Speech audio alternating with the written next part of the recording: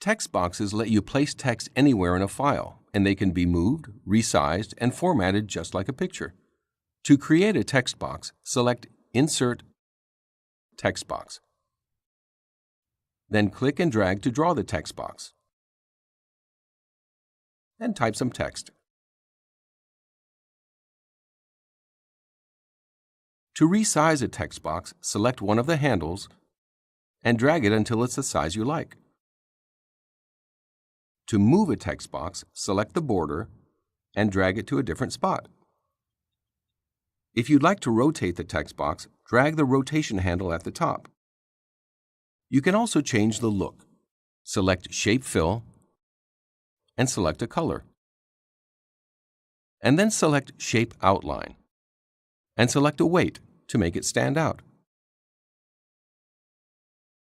You can also copy and delete text boxes. Press Ctrl-C to copy it and Ctrl-V to paste it.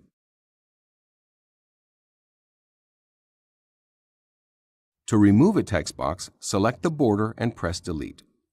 Give it a try. Text boxes work similarly in your other Office apps.